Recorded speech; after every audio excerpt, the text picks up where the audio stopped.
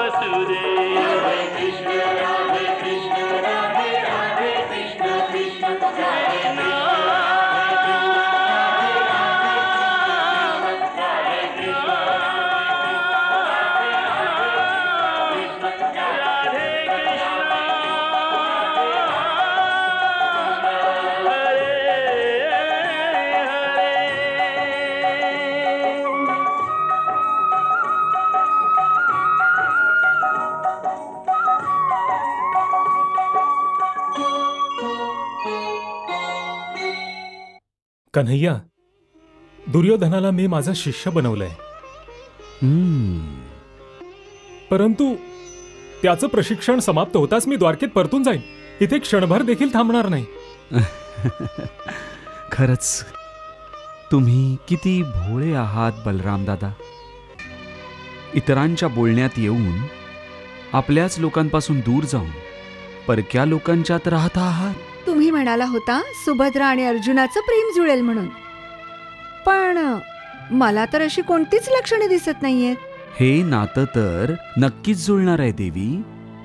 या कौरव आणि पांडव वंशाचा जो महाविनाश होणार आहे, त्या महाविनाशाच्या भग्नावशेषात एकच फूल वाचणार आहे आणि ते फूल सुभद्रेच्या गर्भातून जन्म घेणार आहे.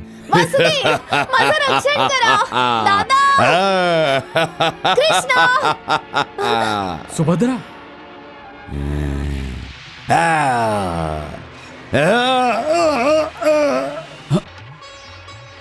तुला रथापर्यंत नाही जाता येणार. आज्ञा असेल तर उचलून घेऊ.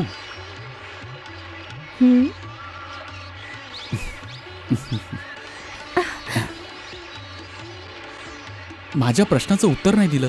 त्या बोलण्याचा काय अर्थ होता? त्याचा अर्थ होता की तुम्ही खूप चांगले आहात. सुभद्रेने तुम्हाला न विचारताच अर्जुनाला होकार देऊन टाकला. हो. अच्छा, एक गोष्ट सांग. जेव्हा तू कुंडिनपुरात माझ्या रथात बसली होतीस तेव्हा तू तुझ्या भावाला रुक्मीला विचारलं होतंस?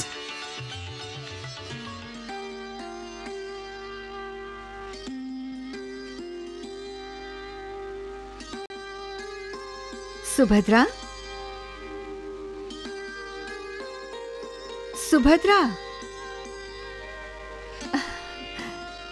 सुभद्रा. वहिनी, तू कुणाच्या विचारात एवढी घडली होतीस तू? कुणाच्याच तर नाही वहिनी, कुणाच्याच नाही. खरंच. सुभद्रा, मी सगळं काही समजू शकते. आता तू विवाह योग्य झालीयस. कदाचित तुझ्या होणाऱ्या पतीच्याच बाबतीत विचार करत असशील. बरं सुभद्रा, मी तुझ्या दादाला सांगून टाकलंय की आता लवकरच सुभद्रेचा विवाह करून द्यायला हवा. इतकी पण काय घाई आहे वहिनी? अगं, तू तरुण आहेस आता. विवाह योग्य वय आहे. आणि किती राजा आणि सम्राटांनी पत्र लिहिली आहेत. ते सगळे तुझ्याशी विवाह करण्यास इच्छुक आहेत. वासुदेव तीच पत्र वाचतायत. तर ज्या दिवशी बलराम दादा हस्तिनापुरातून इथे येतील, तुझ्या विवाहाचं निश्चित केलं जाईल. सुभद्रे, तू फक्त मला हे सांग की तुला कोणत्या देशाची महाराणी व्हायचंय? मला कोणत्याही देशाची महाराणी व्हायचं नाहीये. अगं, जरा विचार करून ठेव वंसबाई. मी म्हंटल ना वहिनी, मला विवाह नाही करायचा. अगं अगं, मग इतकी चिडतेस कशाला? मी वासुदेवांना सांगून टाकते, सुभद्राला विवाह करायचा नाही. ते तर गांडीवधारी अर्जुनांबाबत काहीतरी विचार करत बसले होते. गांडीवधारी अर्जुन? हो, अर्जुन. त्यांचा सखा आहे तो. मला म्हणत होते की जर अर्जुन माझा मेहुणा बनला तर हे नातं अजून दृढ होऊन जाईल. पण तुला तर विवाहच करायचा नाहीये. चर्चा इथेच समाप्त झाली बघ. नाही नाही वहिनी, चर्चा कुठे समाप्त झाली? पण तुला तर विवाहच करायचा नव्हता ना. तर मग वासुदेव अर्जुनाशी विवाहाची बोलणी कशी करतील?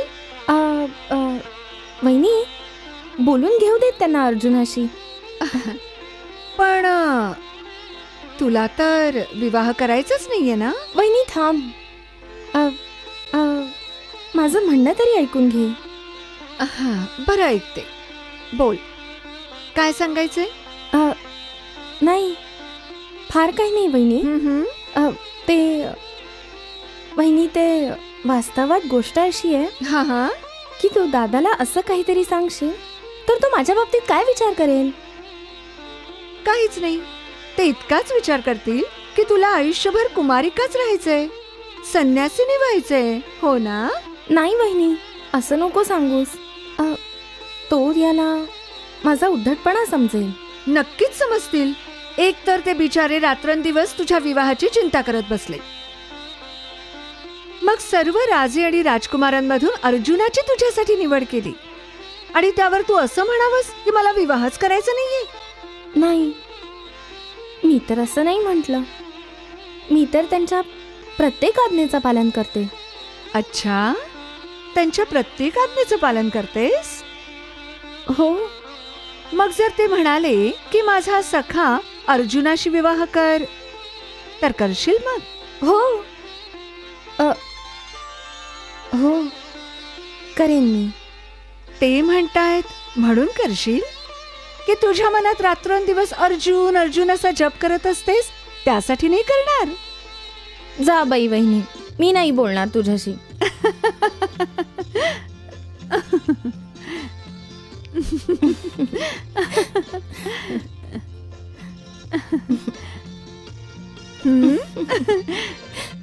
अगं वेडे, तुला काय वाटलं? आम्हाला काही कळत नाही होय? आम्हाला सगळं ठाऊक आहे की तुझं आणि अर्जुनाचं काय चालू आहे. जा वहिनी. माझी लाडकी वंसबाई, तुझा अर्जुनाशी विवाह व्हावा हीच तर वासुदेवांची इच्छा आहे, समजलं? आणि माझा आशीर्वाद आहे तुझ्या बरोबर. उद्या रेवतक पर्वतावर उत्सव आहे ना? हो. बस, मी अर्जुनाला सांगेन की तुला बरोबर घेऊन त्याने जत्रेत जावं. हा. ओ वहिनी, तुझ्यासारखी वहिनी प्रत्येक नंदेला मिळावी.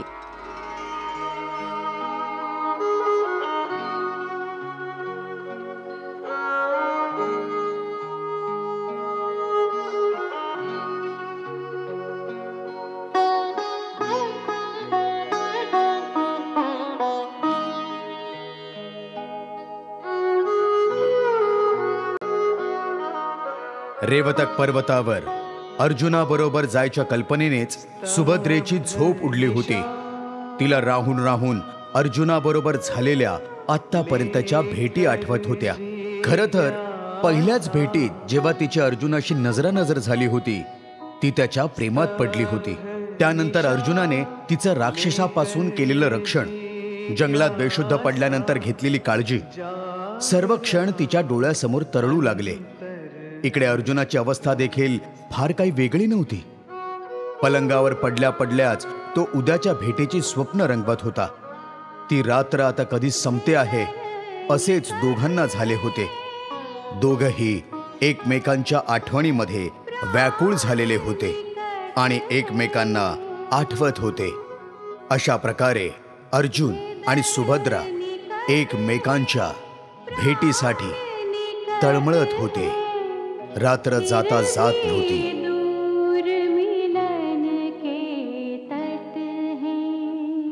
फिर भी दूर मिलन के तट है. 4 भाताश्री, तुम्हाला 4 पडलेत. 1 2 3 4. तुम्ही जिंकलात भाताश्री, जिंकलात.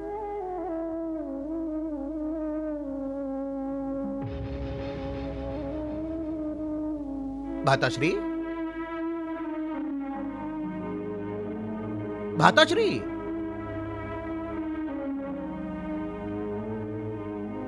तुम्ही अचानक इतके उदास का दिसत आहात? काय झालं? मामाजी, आता तुमच्यापासून काय लपवायचं?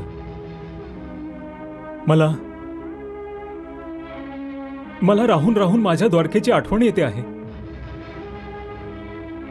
इतके दिवस मी माझ्या द्वारकेपासून कधीही दूर राहिलेलो नाही. आता मला माझ्या जवळच्यांची आठवण येते आहे. भाताश्री, आम्ही पण तुमच्या जवळचेच आहोत ना? हो तर, तुम्ही, दुर्योधन, सगळे कौरव मला जवळचेच आहेत. परंतु हस्तिनापूर नगरी तर माझी स्वतःची नाही आहे. माझे कुटुंबीय इथे माझ्याजवळ नाही आहेत. माझे यादव कुळातले लोक माझ्याजवळ नाही आहेत. यादवांची आठवण येते आणि माझं मन अशांत होऊन जातं.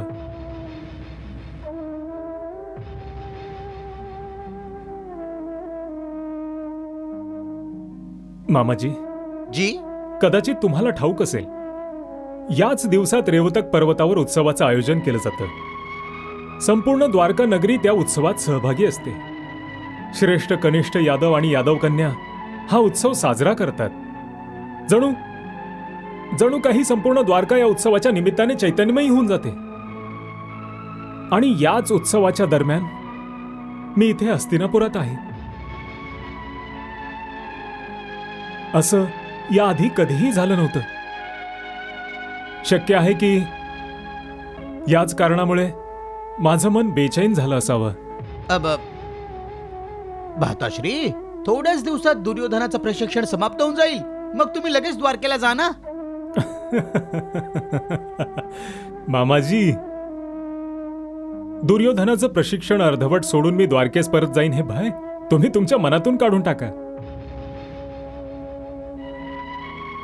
परंतु मी जसं दुर्योधनाचं प्रशिक्षण अर्धवट सोडू शकत नाही, तसंच द्वारका आणि रेवतक पर्वतावर होणाऱ्या उत्सवास देखील विसरू शकत नाही. अखेरीस तो क्षण आला जेव्हा अर्जुन व सुभद्रा रेवतक पर्वताच्या उत्सवात एकत्र सहभागी झाले. दोघेही इतर युगलांबरोबर फेर धरून नाचू लागले. टिपऱ्यांच्या आवाजात त्यांच्या प्रेमाचा सूरही मिसळला होता. एकमेकांची झालेली नजरबंदी सोडवून घेणं दोघांनाही अवघड जात होतं. तो प्रेमावेग इतका होता की दोघंही बेभान होऊन नाचत होते. त्यांना तसं नाचताना पाहून जणू कृष्णच यमुना तीरी गोपिकांसह रासक्रीडा करत असल्याचा भास होत होता. गिरक्या घेऊन नाचता नाचता जेव्हा दोघंही थकून गेले होते, तेव्हा आज सौंदर्य, वीरता यांचा अनोखा संगम सुभद्रा आणि अर्जुनाच्या निमित्ताने उपस्थितांना पाहायला मिळाला होता.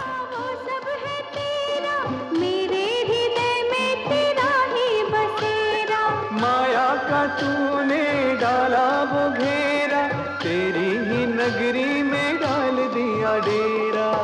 प्रीत की ऐसी ही रीत है, जीते की हार, हारे की जीत है.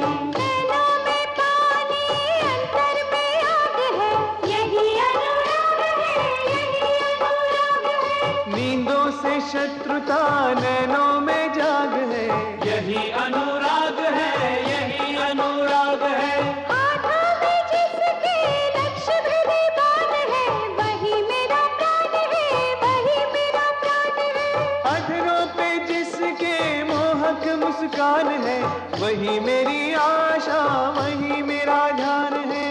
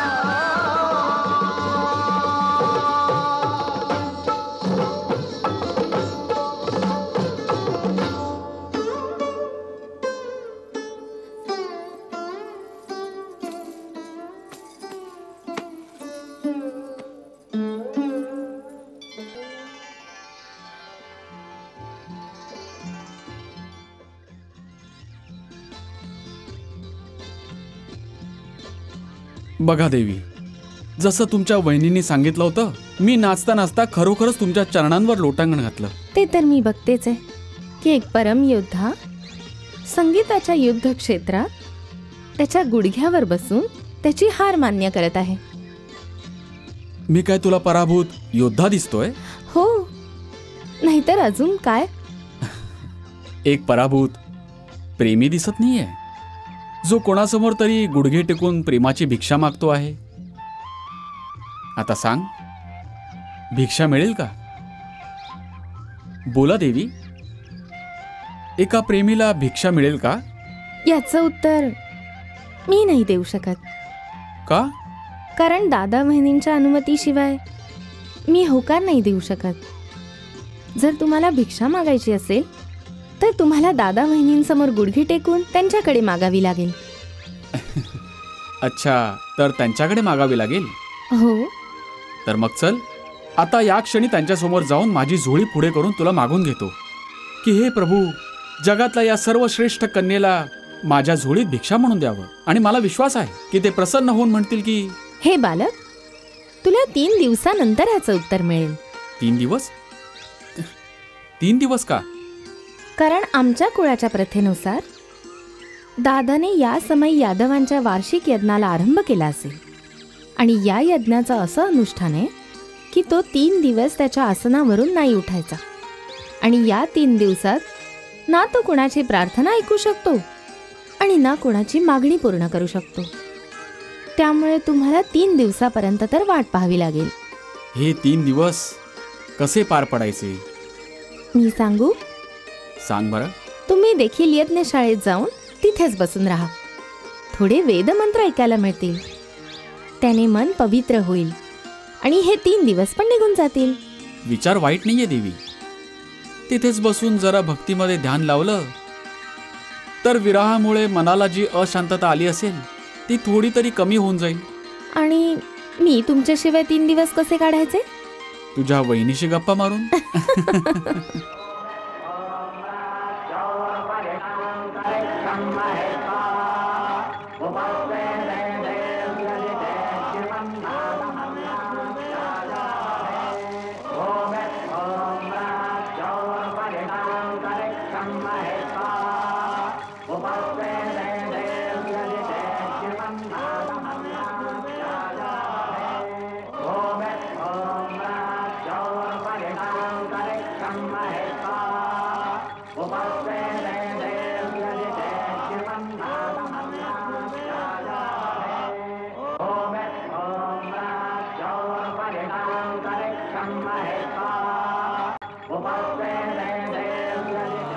द्वारकाधीश, द्वारकाधीश, द्वारकाधीश, द्वारकाधीश.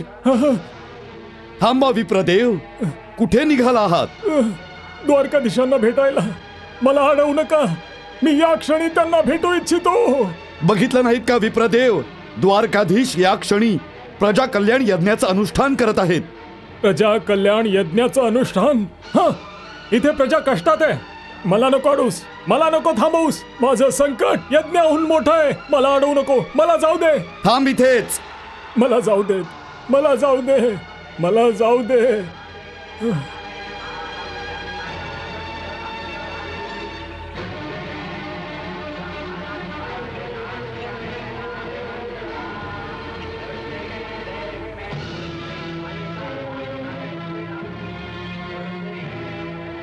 कल्याण यज्ञामध्ये तुमचं स्वागत आहे ब्राह्मणदेव. स्वागत तर त्याचं होतं जो निश्चिंत असतो. मी संकटाने ग्रस्त द्वारकेचा एक ब्राह्मण आहे. माझं रक्षण करा द्वारकाधीश, माझं रक्षण करा. आधी तुम्ही शांत तर व्हा विप्रदेव. शांत कसा होऊ द्वारकापती? माझ्या नवजात पुत्रांच्या अपमृत्यूची पीडा कथन करायला मी तुमच्यापाशी आलो आहे. मला शांतता कशी लाभू शकते? अपमृत्यू? हो द्वारकाधीश, हो. यमराजांनी माझ्या 3 पुत्रांना धरतीला स्पर्श करता क्षणीच गिळून टाकलं. आता तर मला असं वाटतं आहे की या द्वारकापुरीमध्ये कुणीही धनुर्धारी क्षत्रिय राहिलेला नाही जो आम्हा ब्राह्मणाचं रक्षण करू शकेल. असं कसं होऊ शकेल ब्राह्मणदेव? असं घडलं आहे द्वारकाधीश. तुमच्या राज्यामध्ये माता पिता जिवंत असताना त्यांच्या मुलांचे प्राण हरण केले गेले आहेत आणि तुम्ही या यज्ञात आहुती देऊन धर्मपालनाचा ढोंग करता आहात. आता तर मला अगदीच खात्री पटली आहे की ब्राह्मण द्रोही, धूर्त, कंजूस आणि विषय वासनेने लडबडलेल्या राजवंशाच्या कर्मफळामुळेच मला पुत्र शोकाची शिक्षा मिळाली आहे. शिक्षा मिळाली आहे, शिक्षा मिळाली आहे. हे खोटे आरोप आहेत ब्राह्मण देवता.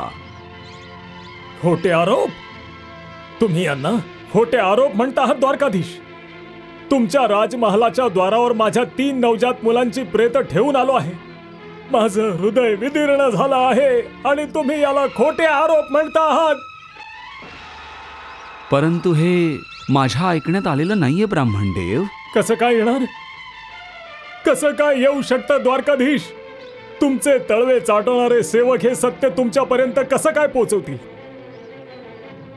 माहिती आहे, हिंसक, चरित्रहीन आणि पराभूत राजाला स्वामी मानून पूजा करणाऱ्या प्रजेला देखील माझ्यासारखाच दुःखाचा सामना करावा लागतो.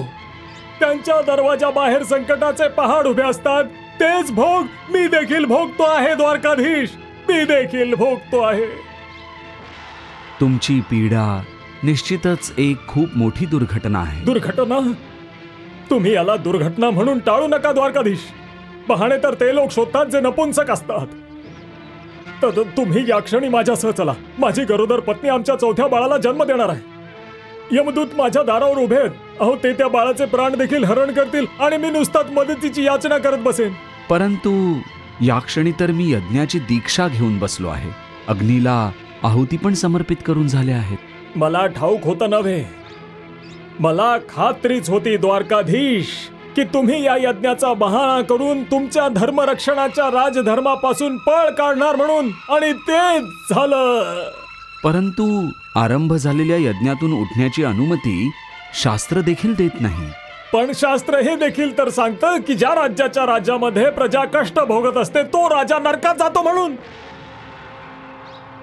क्षत्रिय धर्माचे पालन करते तर तात्काळच ब्राह्मणांच्या मदतीसाठी तत्पर होऊन जातात. मग तर मला असं वाटतं आहे की द्वारका ही क्षत्रिय वेशातील नटाचं साम्राज्य बनली आहे. तुम्ही यदुवंशी केवळ क्षत्रिय असण्याचा ढोंगच करत आहात. वास्तवात तुम्ही क्षत्रियच नाही आहात. हे असत्य आहे ब्राह्मण. असत्य आहे? तर मग तुम्ही आता या क्षणी उत्तर द्या की माझ्या नवजात शिशूंचा अपमृत्यू कुणाच्या अपराधाचं फळ आहे? सांगा. नेहमी फळ तर कर्माचंच मिळतं ब्राह्मण देवता. परंतु शास्त्र आणि श्रुतींचं तर हेच मत आहे की राजाच्याच कर्म दोषामुळे राज्यात अबोध बालकांचा अपमृत्यू होत असतो म्हणून. मी माझ्या 3ही मुलांच्या मृत्यूनंतर यमदूतांना हाच अनुरोध केला होता की ही द्वारकापुरी आहे, इथे धर्माचं राज्य आहे. माझ्या मुलांच्या प्राणांचं हरण करू नका. परंतु प्रत्येक वेळी यमदूतांनी माझी विनंती अस्वीकार केली. याचा अर्थ सरळ हाच आहे की द्वारकेत अधर्माचं राज्य आहे. ज्या राजाच्या राज्यामध्ये पित्याच्या समोर त्याच्या मुलांचा मृत्यू होत असेल तो राजा अधर्मी आहे, पापी आहे. तुझ्या जिभेवर आवर घाल ब्राह्मणा. तू कोणाला पापी म्हणतो आहेस? याच द्वारकाधीश कृष्णांना अजून कुणाला? तू क्रोधामुळे उचित अनुचित हा विवेकच हरवून बसलायस ब्राह्मणा. आणि तुम्ही सगळे विवेकशील आहात. तू श्रीकृष्णांना पापी नाही म्हणू शकत. म्हणणार, 1000 वेळा म्हणेन. तू कोण लागून गेलास माझ्या बोलण्यावर अंकुश ठेवणारा? मी द्वारकापती कृष्णांचा सखा आहे. माझे कान कृष्णांची निंदा कदापि ऐकू शकत नाही. सखा सखा अर्थात तळवे चाटणारा. आता तू मर्यादेचं उल्लंघन करतोयस ब्राह्मणा. बहुतेक तू मला ओळखत नसावास. तुझ्या बाबतीत जाणून घेऊन काय करणार आहे मी? कोणी माझं रक्षण करेल तर मी त्याला जाणून देखील घेईन. मग चल, मी तुझं रक्षण करण्यासाठी तयार आहे. अरे तू काय करणार माझं रक्षण, जेव्हा कृष्ण स्वतःच या यज्ञाचा बहाणा करून त्यांच्या कर्तव्याकडे तोंड फिरवत आहेत? तर तू काय करू शकणार त्या यमदूतांचं? मला खोटं आश्वासन देऊ नकोस. चांगलंच आहे की तू अर्जुनाला नाही ओळखत ते, अन्यथा हे सर्व बोलला नसतास. मी माझ्या याच भुजांनी एकदा साक्षात महाकाल भगवान शंकरांना देखील चकित केलं आहे ब्राह्मणा. हे यमदूत तर माझ्या अखीच गणतीत देखील नाहीत. मी जगातला सर्वश्रेष्ठ धनुर्धर आहे. असेल काय इतकं जाणून घेणं तुझ्यासाठी पुरेसं नाही? अरे बोलणारे तर पुष्कळ असतात अर्जुना. कुणी कार्यसिद्धीस नेईल तरच मी त्याला मान देईन ना. मी तुझ्या मुलांच्या रक्षणाचं वचन देतो तुला ब्राह्मणा. मी करेन तुझं रक्षण. आणि जर असं नाही झालं तर? तू माझ्या मुलाचं रक्षण नाही करू शकलास तर मग काय करशील? तर मी कुंतीपुत्र अर्जुन या यज्ञातील अग्नीला साक्षी मानून प्रतिज्ञा करतो की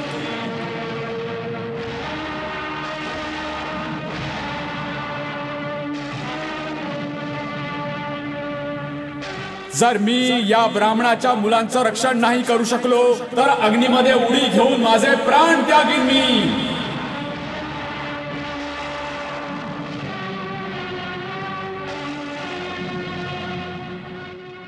काळाला त्याच्याच गतीने चालू देत पार्थ. नाही मधुसूदन, नाही. मी माझ्या देखत तुमची निंदा नाही ऐकू शकत.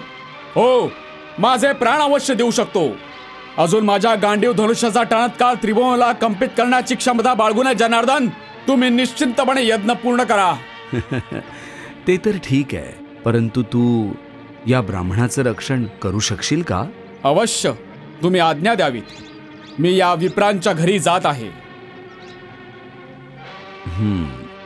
चलावं.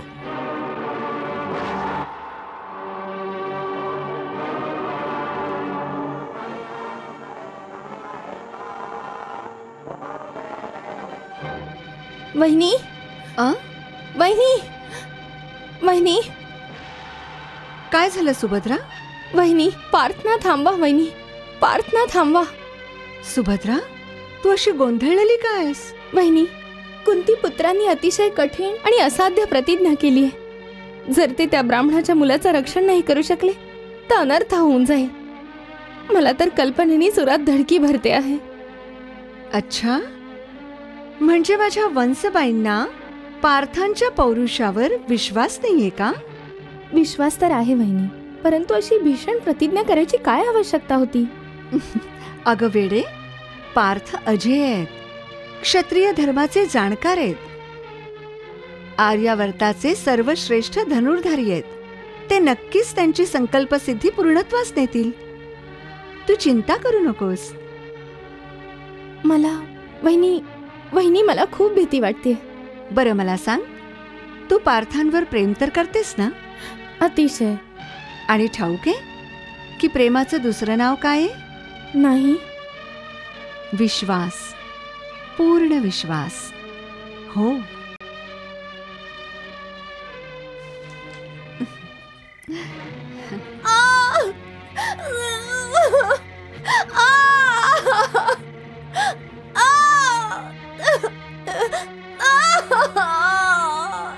हा, धीर धर बाळा.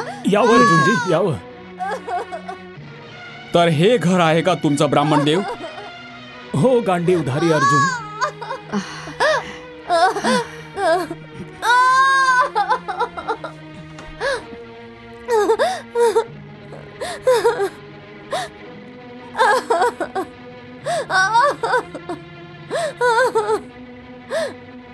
कशी आहे माझी पत्नी मावशी? तिची प्रसवाची वेळ जवळ आली आहे. दादा, काही क्षणांचा अवधी आहे.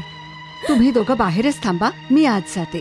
भगवंताची इच्छा असेल तर सगळं ठीक होईल. हो हो.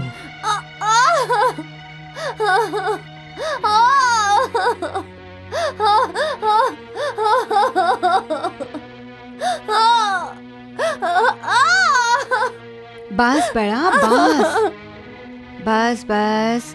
धीर धर, धीर धर.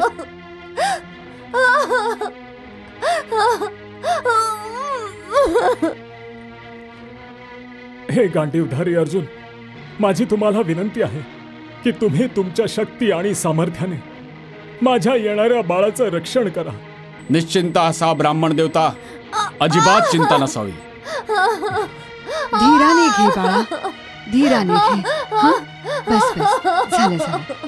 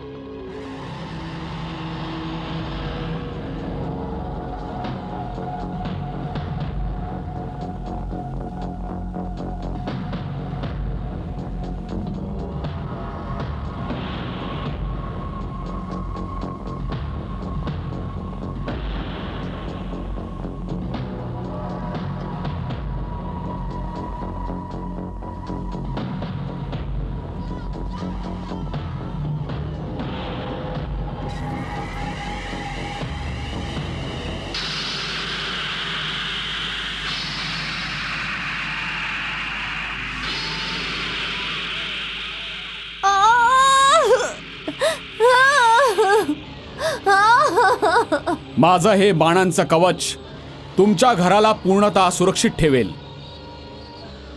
हे दिव्यास्त्रांचं कवच आहे, ज्याला भेदून कोणतीही शक्ती तुमच्या पत्नीच्या प्रसूतीगृहापर्यंत पोहोचू शकत नाही.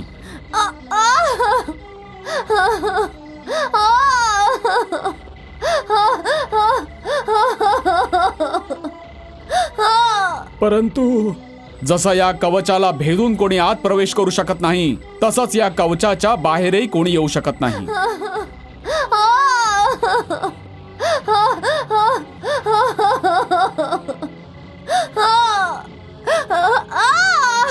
बस बस, काही क्षणांचा अवधी आहे. धीर धर, धीर धर.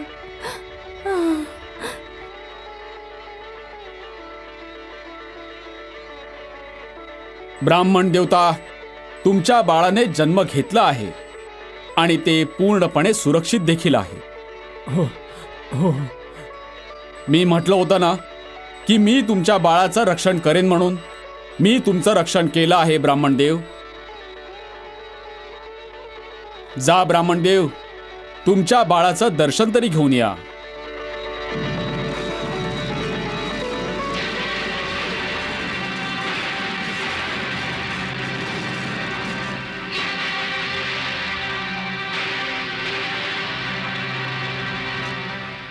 सावधान, कोण आहे तिथे?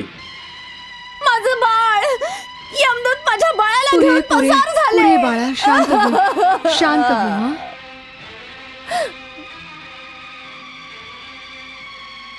वाचवा माझं बाळ. मला आता नाही शांत हो बाळा, जगायचं. शांत हो. मला अजिबात नाही जगायचं. माझं बाळ. अरे देवा, मला हे मरायचं काय आहे. झालंय? माझं शांत हो बाळ. बाळा, शांत हो. मला माझ्या बाळासह घेऊन जा. मला माझं बाळ परत दे. ऐकतोयस ना महावीर? स्वतःच्या वीरतेच्या गाथा ऐकवणाऱ्या अर्जुना, हे माझ्या पत्नीचं रुंदन आहे. ऐक ऐक, लक्षपूर्वक ऐक. हे एका ब्राह्मणाचं आक्रंदन आहे. मला माझं बाळ द्या, माझं बाळ. आता तुला कसं ऐकू येणार? तू तर तुझ्या अहंकारात चूर होऊन बोलत होतास ना. आता बोल, कुठे गेलं तुझं ते गांडीव आणि कुठे गायब झालं तुझं ते बाणांचं कवच? पण तुला कशी समजायची एका पित्याची आणि मातेची पीडा, ज्यांचे 4 पुत्र त्यांच्या समक्ष हरण केले गेले आहेत? मला माझं बाळ परत दे. तू मला जे असत्य सांगितलं होतंस की तू साक्षात यमराजांचा देखील सामना करू शकतोस, तो तुझा केवळ दंभ होता. तू मला जे असत्य कथन केलं होतंस त्याची शिक्षा तुला आता भोगावी लागेल. कुठे गेल्या तुझ्या त्या मोठमोठ्या बाता आणि कुठे गेली तुझी ती रक्षण करणारी प्रतिज्ञा?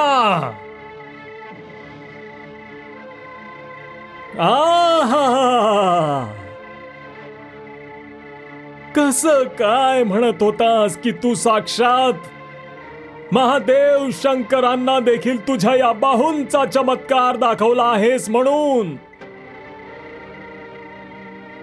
तुझा हा अहंकारच खरं तर माझ्या मुलाच्या मृत्यूला कारणीभूत ठरला.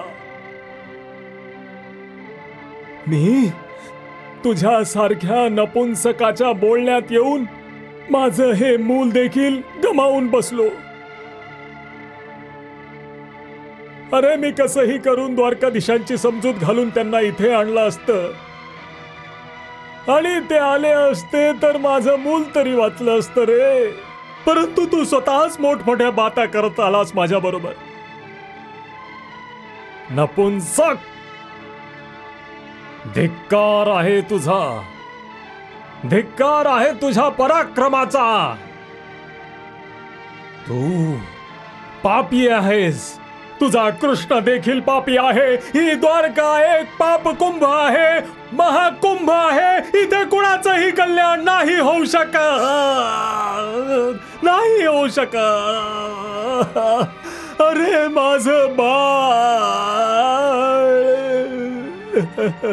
अरे माझं बाळ. तुम्ही माझ्यावर विश्वास ठेवा. मी तुमच्या मुलाला निश्चितच परत घेऊन येईन. परत तोच अहंकार. अरे ज्याला प्रारब्धाने माझ्यापासून हिरावून घेतलं, तुझ्या समोरच तर माझं बाळ निघून गेलं आणि तू मला सांगतो आहेस की तू मला माझं बाळ परत आणून देशील म्हणून. अरे मला का परत मूर्ख बनवत आहेस तू? खात्री बाळगा, मी यमलोकात जाऊन अथवा ज्या कुठच्या लोकात तुमचं मूल गेला असेल त्याला घेऊनच येईन. अरे अहंकारी क्षत्रिया, जा. कुणा दुसऱ्या समोर जाऊन तुझ्या तोंडाने तुझी प्रशंसा ऐकव त्याला. अरे मी तर तुझं तेज आणि बळ दोन्ही पाहिले रे. तू एक भित्र आहेस आणि या व्यतिरिक्त अजून काही नाहीयेस.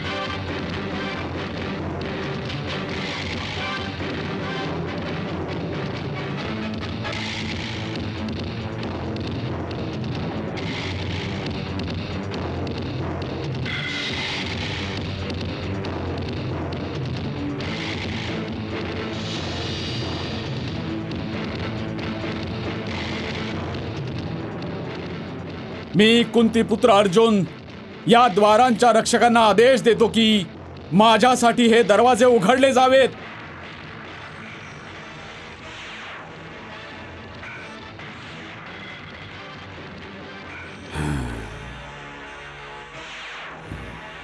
हे मानव, हे संयमनी पुरीचं द्वार आहे.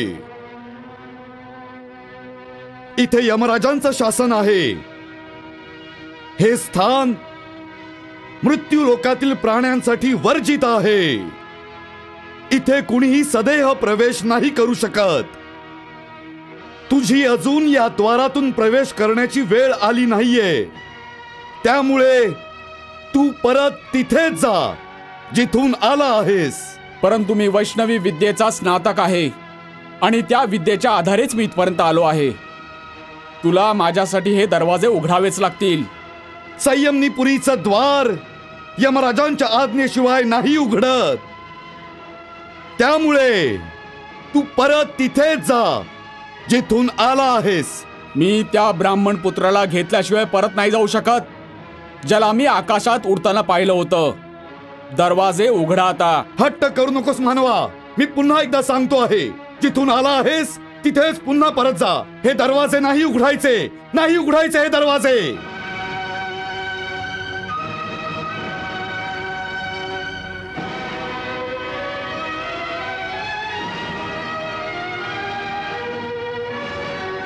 उघडतील आणि अवश्य उघडतील.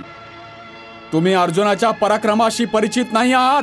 मी या दरवाजाचाच विध्वंस करून टाकेन.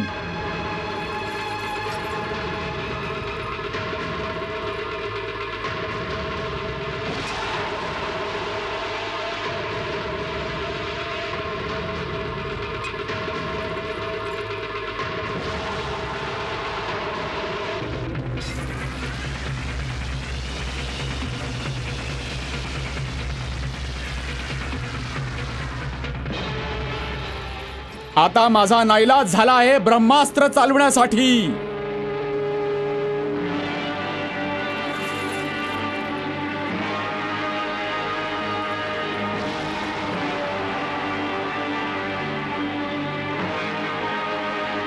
हे ब्रह्मदेव, माझी सर्व अस्त्रे या क्षणी विफल झाली आहेत. त्यामुळे मी आता तुमचं हे ब्रह्मास्त्र चालवण्यासाठी विवश झालो आहे. मला ठाऊक आहे की हे ब्रह्मास्त्र सोडताच तुम्ही बनवलेला अनेक धरती आणि अनेक लोकांचा विनाश होऊन जाईल. ही संयमनी पुरी देखील एक भग्नावशेष बनून राहील. परंतु माझ्याकडे कोणताही उपाय राहिलेला नाही ज्या योगे माझी प्रतिज्ञा पूर्ण होऊ शकेल. त्यामुळे हे ब्रह्मदेव, मला क्षमा करावी.